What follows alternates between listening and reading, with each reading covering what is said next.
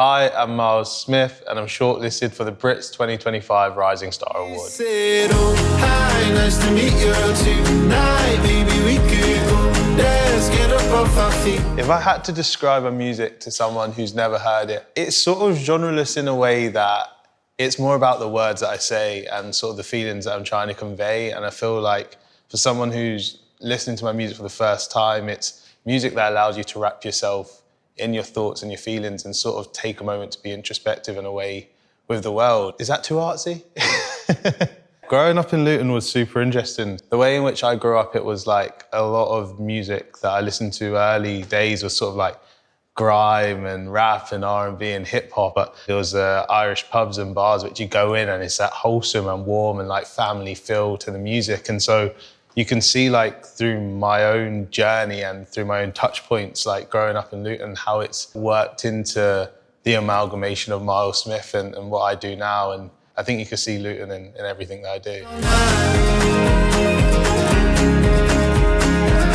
That looks like a lot of me, a lot skinnier.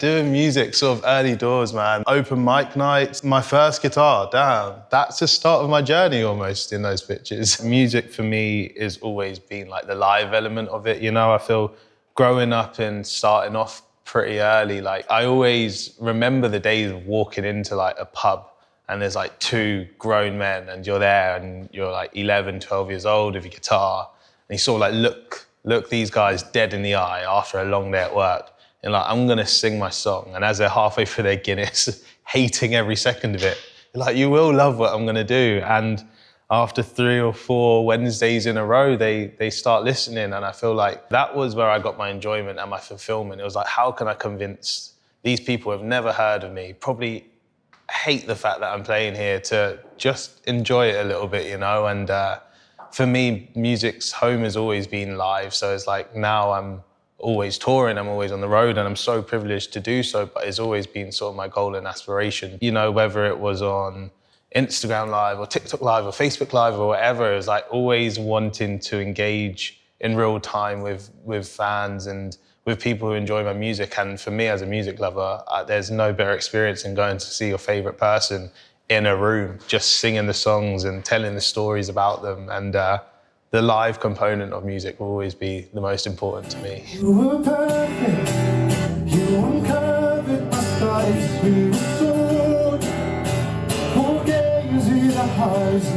Oh my gosh, yeah. This is acoustic room. So I went Uni of Notts and every Monday, I think there was an acoustic night in Nottingham and I used to go down there, all the terrible songs about girls that I wrote during university, I'd go and test there. We all sort of get to that point in music where it's like, are we gonna be able to do this thing? And is this just like one of those dreams that die? And when you go to university, like it's so important for me personally because it gives you perspective and teaches you about the world. And you know, it's done so much for me in terms of like my growth as a person, but like during it was definitely the part where I questioned music the most and if I was gonna be able to do it.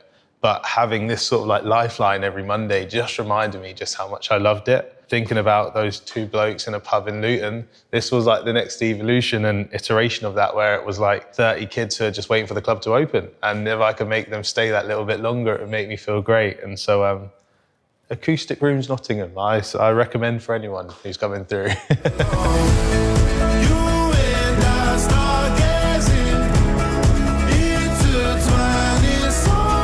If I remember rightly, we just did a whole run of, my first run of the US and Stargazing wasn't out. It was funny because like these rooms, like we'd play and get to Stargazing and people would be like, oh, this is cool, but it's a bob, but none of us know the words or ever heard it before. The first day of the UK tour, Newcastle, I think it was like May 10th it came out.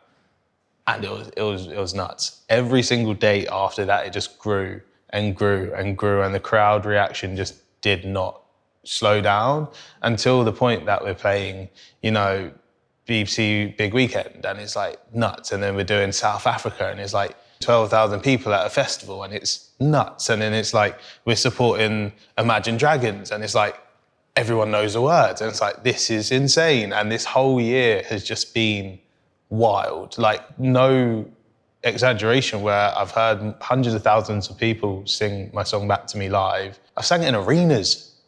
What?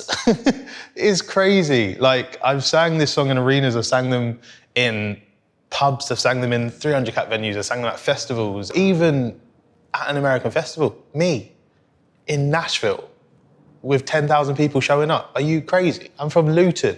This whole year has just been nuts, and this song's been a big part of it, but I'm excited to do it again, you know? I don't know how this green screen works. I've been trying to figure out for like 10 minutes, but if you're one of these people, I absolutely love you. This year's been big, isn't it? 37K. I think I'm on like, I sound like such, like 20-something million now, 20, that's silly, isn't it? 20, yeah, I think I'm on like 23 or 24 million monthly listeners. That's a huge jump. I get why I'm here now. I figured it out. I've not really stopped to look at the numbers, if I'm being honest. I feel this year's been so quick and so fast and so full of great moments that it's trying to remember the value of like the start, because that's so much more important. Because when it gets to like this, like 20, that's mad, isn't it?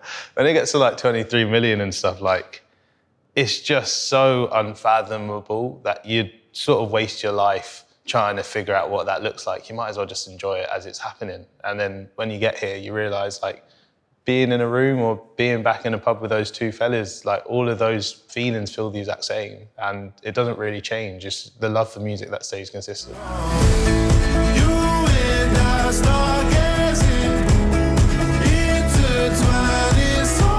I'll tell you why I don't feel pressure, because I was a kid who was like bad at sport and terrible at communicating my emotions. Now I'm an adult who's still bad at sport and all right at communicating my emotions. My success has never been numbers or how many records sold or how many tickets sold. It's always just been about, am I happy doing what I'm doing? Is like, am I healthy? Am my family healthy? And that's like my metrics of success. And anything more than that is like a bonus. And so I don't feel a pressure. When I do feel pressure, I have to ask, like, where's it coming from? And is it for the right reasons? I know that's like a very considered answer, but it's the truth. I don't feel pressure.